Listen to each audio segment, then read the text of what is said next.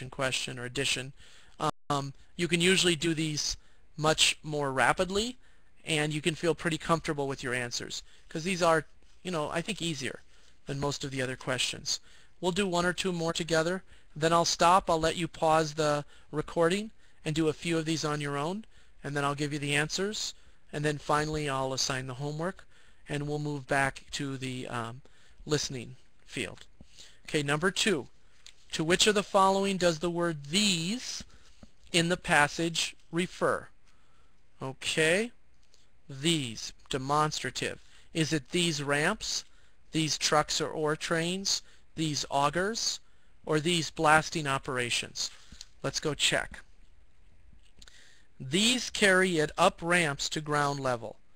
Okay, it's the first word in the sentence, so I'm pretty sure the referent is going to be in the previous sentence.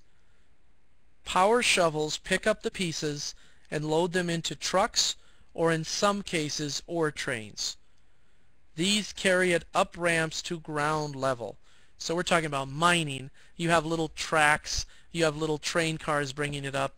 So these seems to refer to the trucks or the ore trains. So for number 2, I would choose B-boy. Okay, I don't want to use up all your lesson time waiting for you to do the next 4. In class, I would stop and give my students time or pair them up. I'm going to ask you in the next few seconds, just go ahead and pause or stop the lesson if you like, or just pull the little triangle back. I'm going to give you time to do the next 4, and then I'll go over the answers with you. So do that now, please.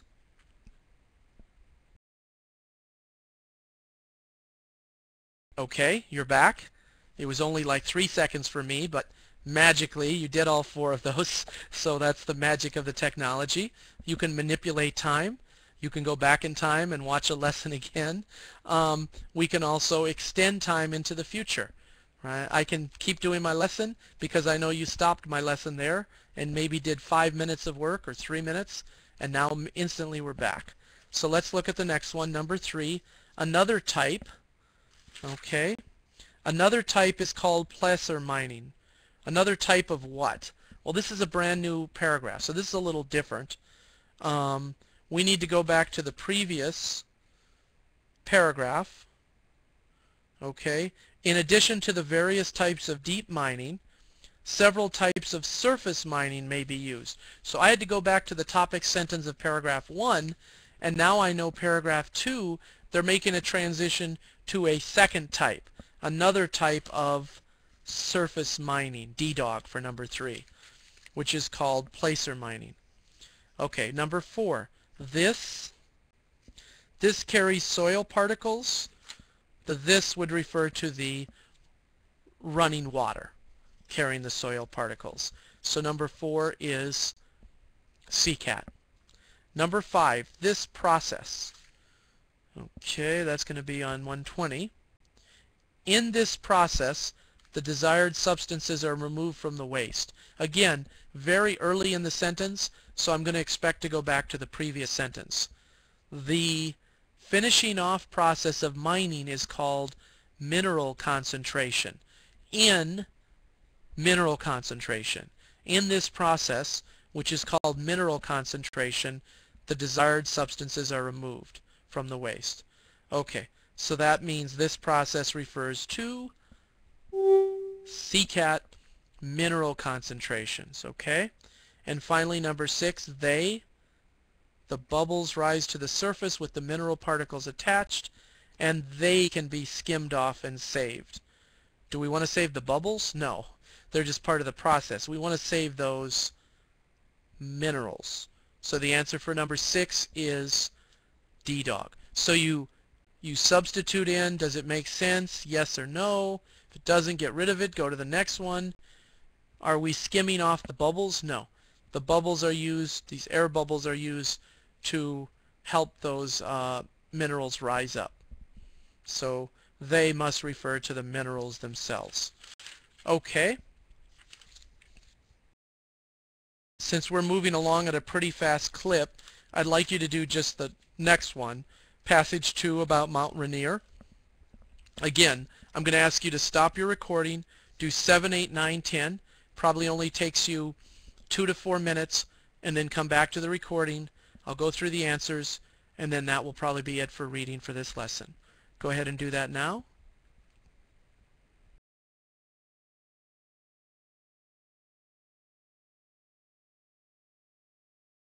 Okay, you're back again. The first it is 14,000 feet above sea level. That's referring to the summit, okay? The apex, the peak, the highest point of Mount Rainier. So B-boy for 7. Number 8, these feed swift streams.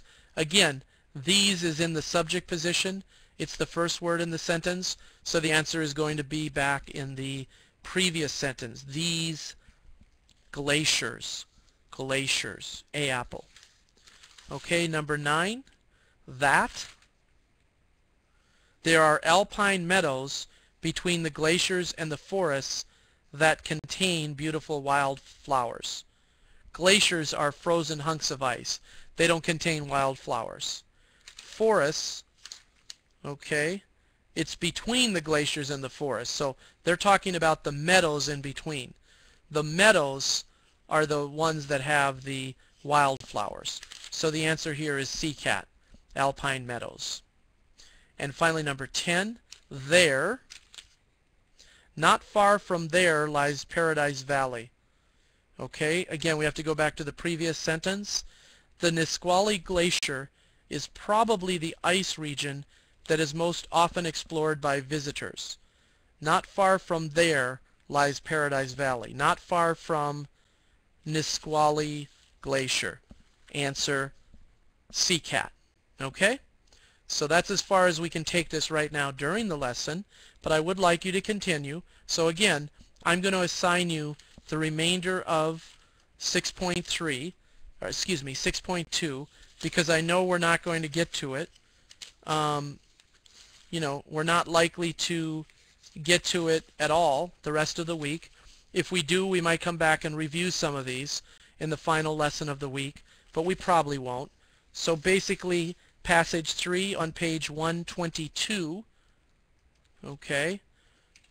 So from page 122 in your Thompson book to the end of the exercise, the end of lesson 6, which would be on page 130, okay, that would be your homework. It's up to you to decide, A, how much practice you need, and B, how much time you have to complete this homework. When you have other things to do, you also have the speaking practice and the writing and so on.